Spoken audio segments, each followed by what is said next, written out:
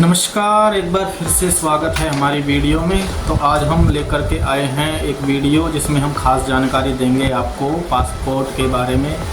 अगर आप पासपोर्ट के लिए अप्लाई करवाते हैं तो उसके लिए क्या क्या डॉक्यूमेंट चाहिए और क्या प्रोसेस है और कैसे कैसे होता है, वो थोड़ी बहुत जानकारी हम इसमें देंगे। तो मैं चलो वीडियो शुरू कर देता हूँ और आपको बताता हूँ कि क्या क्या चीज़ चाहिए। मेरे पास डिटेल है जो मैंने लिखी हुई है और कुछ समय पहले मैंने अपने व्हाट्सएप पर भी भेजा हुआ है, इंस्टाग्राम पर भी भेजा हुआ है और फेसबुक पर भी हम पोस्ट करेंगे, और जिसमें आप यह जानकारी देख सकते हैं। तो चलिए मैं बता देता हूँ। अगर आप नए पासपोर्ट के आवेदन के लिए ऑनलाइन एप्लीकेशन फॉर्म भरवाना चाहते हैं तो उसके लिए क्या क्या की चीज़ चाहिए होगी वो मैं आपको बता देता हूँ। सबसे पहले तो आपको आधार कार्ड चाहिए। आपके पास आधार कार्ड होना बहुत ज़रूरी है। दूसरा, आपके पास पैन कार्ड होना चाहिए। तीसरा, अगर आप पढ़े लिखे हैं तो आपके पास मार्कशीट होनी चाहिए। 10वीं या 10वीं से ऊपर जो भी हो आपकी मार्कशीट चाहिए होगी, लेकिन 10वीं की मार्कशीट की ज़रूर पड़ती है। उसके बाद आता है पहचान पत्र, यानी कि आपका वोटर आईडी कार्ड। आपके वोटर आईडी कार्ड की आवश्यकता पड़ेगी। पांचवा है जन्म प्रमाण पत्र। अगर आपके पास जन्म प्रमाण पत्र है तो बहुत अच्छी बात है, जन्म प्रमाण पत्र की भी आवश्यकता रहती है।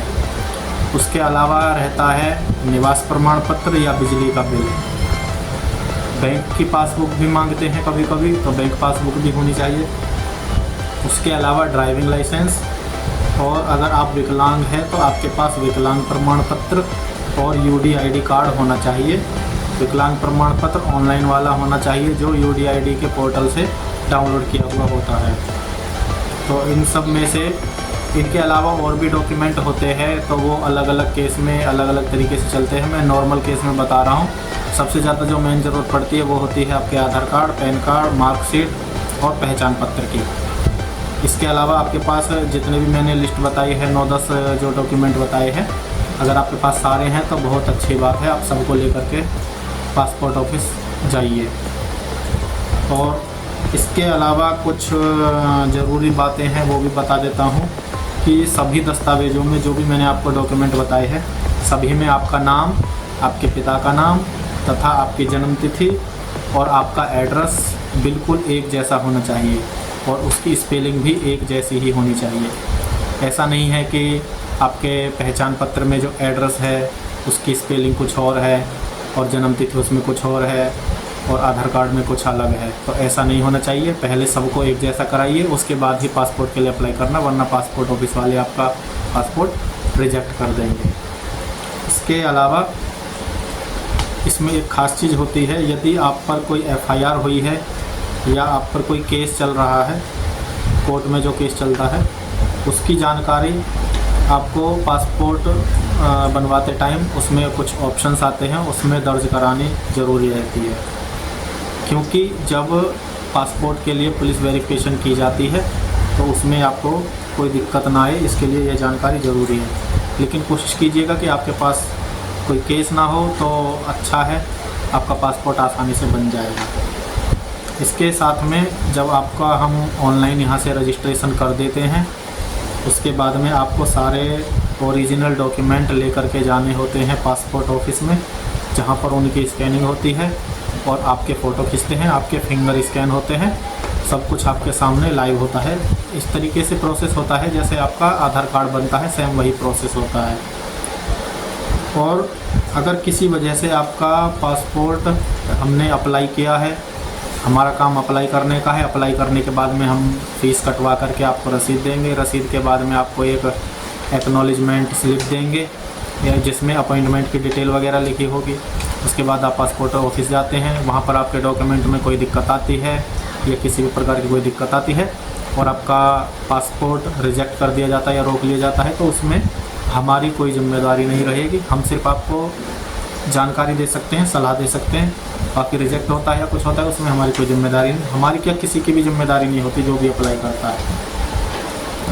और हाँ, एक जानकारी और, जब आप आधार कार्ड लेकर के जाते हैं तो आपको आधार कार्ड नया डाउनलोड करवाना होता है वेबसाइट से, और A4 साइज़ के पेज पर जो पूरा आधार कार्ड होता है वो A4 साइज़ की शीट पर निकलवा करके कलर वह लेकर के जाइए। और जाने से 2-3 दिन पहले निकलवा लें तो ठीक रहेगा, क्योंकि ज़्यादा लंबी डेट का निकलवाना ठीक नहीं है। तो लेटेस्ट पासपोर्ट के लिए लेटेस्ट आधार कार्ड डाउनलोड करवा करके ज़रूर ले करके जाइएगा।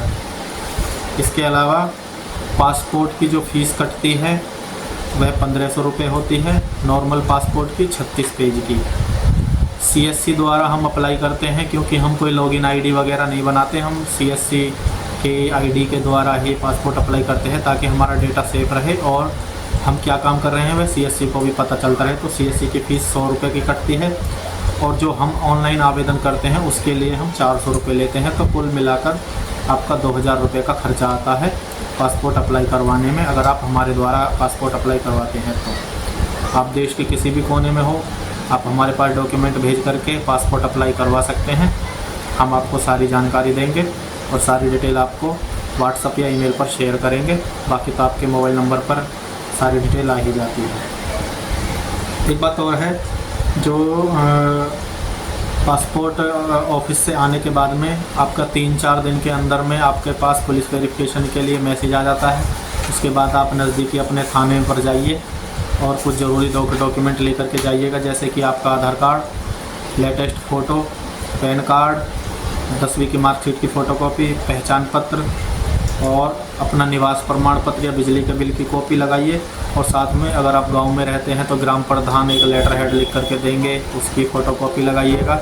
और अगर आप शहर में रहते हैं तो आपके यहाँ जो चेयरमैन होते हैं या मेंबर होते हैं, वार्ड मेंबर, वह उनके पास लेटर हेड होता है, वह ऐसा कुछ लिख करके देंगे कि आपको वह जानते हैं और आप वेरीफाई कर रहे हैं कि यह व्यक्ति को मैं जानता हूं और ये यहीं का रहने वाला है। उसको लेकर के आप थाने में जाइए तो आपका पुलिस वेरिफिकेशन भी आसानी से क्लियर हो जाता है। बाकी प्रोसेस तो आपको पता ही है। और बस इतना ही बताना था। पासपोर्ट अप्लाई करवाना है तो आप हमारे पास आइए और पासपोर्ट अप्लाई करवा लीजिए। ये है मेरे पास जो लिस्ट है, क्या क्या डॉक्यूमेंट है वो मैं इधर कोने में लगा रहा हूँ, आप देख लीजिएगा। धन्यवाद।